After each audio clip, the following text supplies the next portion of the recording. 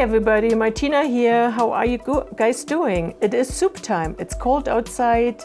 Winter is almost here. We had already a little bit snow and it's soup time. You know I love soups. I can have soups every day. It's good for me. It's good for my weight. It's just good for everything. So today I'm going to share my German potato soup recipe.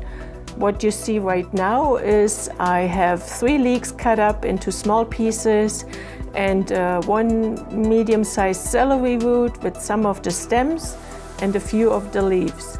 I gave it a really good wash and now I'm just dumping it into my onions. So the onions don't need to be really brown. I just cook them up for a while so they get a little bit softer and, you know, it just takes a little bit time, not too long. So I was telling you about soups. I love soups. I eat them all the time. I could eat them every day. And this potato soup was so flavorful, nice and thick. It thickened up later a little bit more after I cooked it when it was cooling down. It was so thick and flavorful. I loved it. As I said, I had it 3 days in a row. I was sad when it was done and I have to make it again very soon. The leeks and all that stuff, so I wait till a little bit more of the moisture comes out, about 15 minutes or so, 10-15 minutes. And normally German potato soup gets served with sausages. There are some amazing vegan sausages out there. And my favorite is the Eve's Mediterranean sausage. I love that stuff. But I decided here not to use it. I decided to add soy curls later.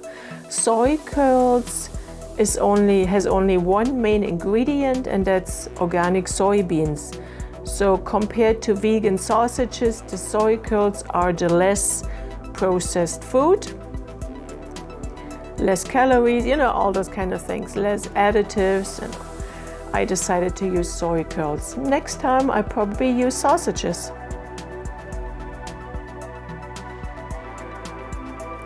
So I got all my veggies prepped ahead of time. This is one small cabbage or half of a bigger one. It's about 500 grams.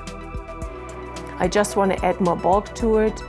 And here I have my carrots. I added more carrots later. And in the description you see the final numbers. I also added more potatoes later. It was in the end about 2 kilos. I have a mix of potatoes here. Some I peeled, some I didn't peel. It really depends where I buy them first and what conditions there are. So then here I add more carrots. This time I was lazy too. I only used frozen carrots. It is so nice when you have frozen veggies in the freezer, because then you can always have an emergency meal. So now I added 4 liters of veggie broth and 2 liters of water, maybe 2.5, something in between. This is the biggest pot I have. It used to be an old pressure cooker where the lid and the handle broke, but the pot is still amazing, so I still use it. You need some bay leaf, nutmeg,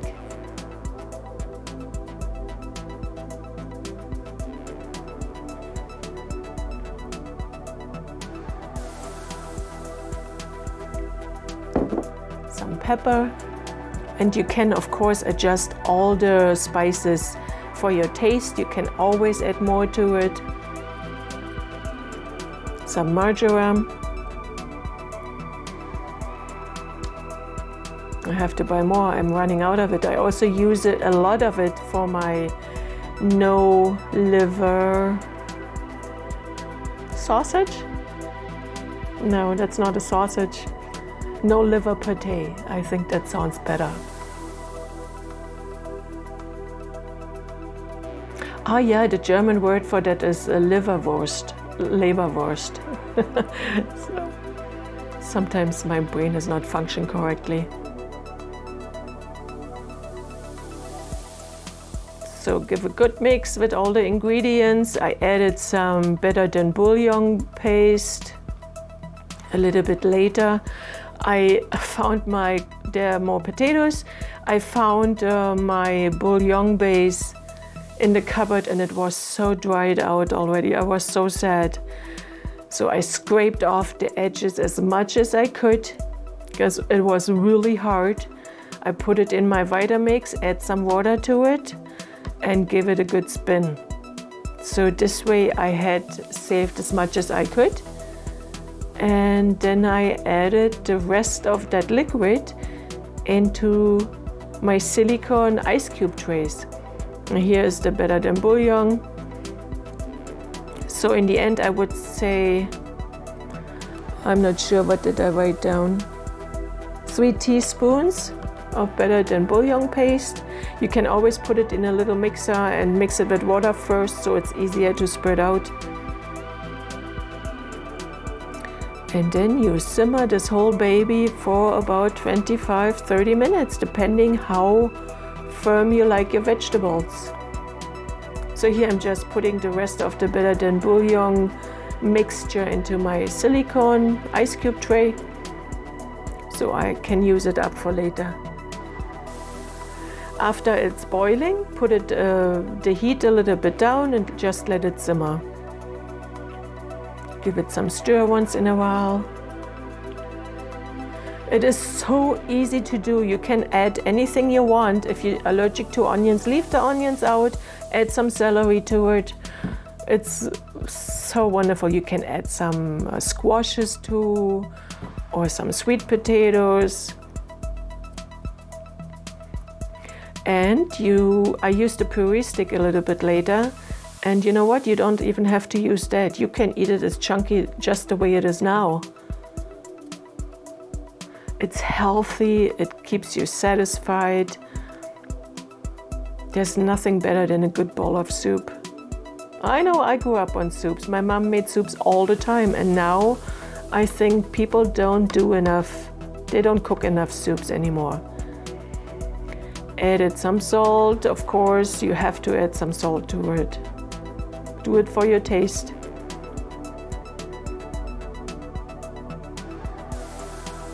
You might be able to use miso paste instead of salt. That's pretty good stuff too. So as I said, simmer for about 25 minutes. Now I'm getting my soy curls ready. The easiest thing in the world.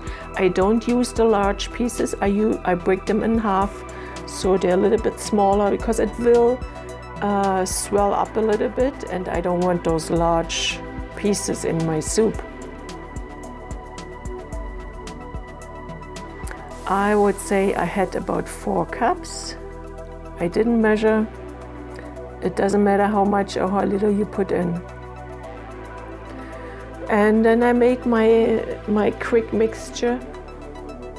You need some tamari, soy sauce, or Bragg's, anything you have. Then I add a little bit of barbecue sauce. I just had some leftover in there, so I add a little bit water, shake it up, and add some barbecue sauce.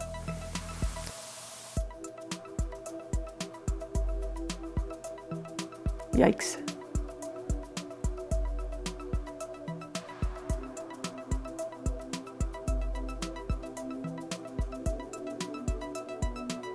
You have to clean the lid. Otherwise it gets so sticky and yucky. And then I add some water to it. No measurements, just do what you think. Mix it up and pour it over the soy curls. And you let the soy curls sit for about 20-25 minutes. You stir it in between so that everything is covered in the liquid. And before you put it in the oven, you can just taste a little bit if it's all rehydrated again.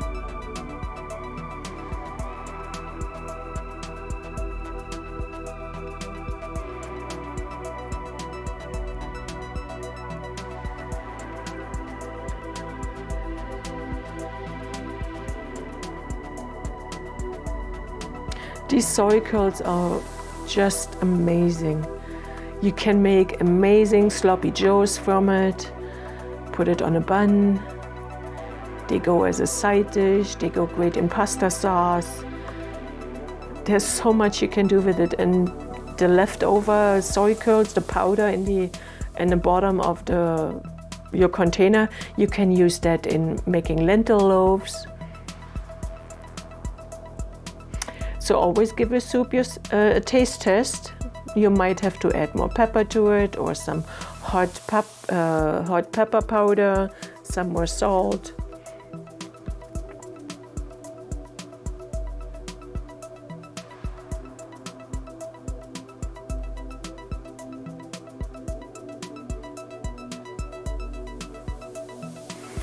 So you spread it out on your baking sheet, sprinkle it with a little bit liquid, and then you put it in the oven about 400, and you check after 15 minutes. You give it a stir after 15 minutes because you don't want the top parts being burned.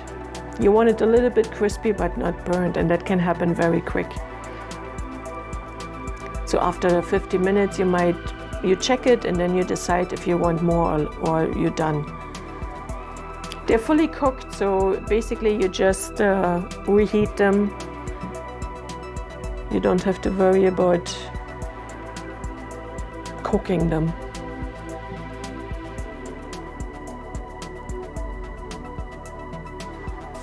So my soup at this point is already done, and I was just waiting for the soy curls. Now I'm taking out the bay leaves. You don't want to leave them in.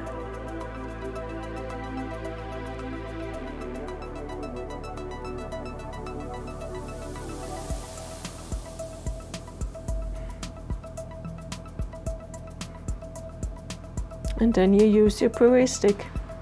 It doesn't look very thick at the end, but it will thicken up big time.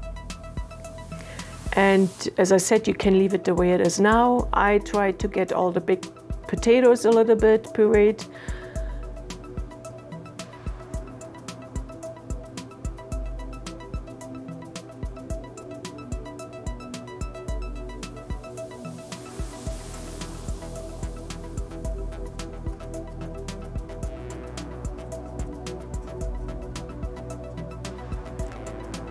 You can serve this soup to anybody. Meat eaters, non-meat eaters, children, whatever, whoever.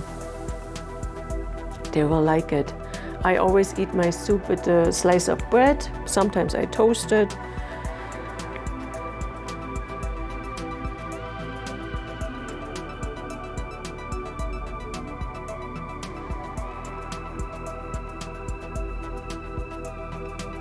So now it's all done, and I'm just adding my soy curls. And then it's eating time, yay!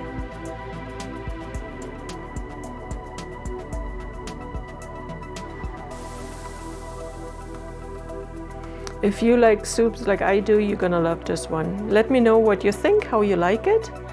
And please don't forget to subscribe to my channel. Push the notification bell and push the thumbs up button. It is super important. I cannot state this enough. It means a lot to me, and if you have questions, put them down. I will answer them. And I am going to see you next week again, hopefully. I think next week it's going to be German potato salad. We'll stick with the potato theme. There you go. This looks amazing, and it was so good. I see you again. Have a great week. Take care of yourself. Tschüss.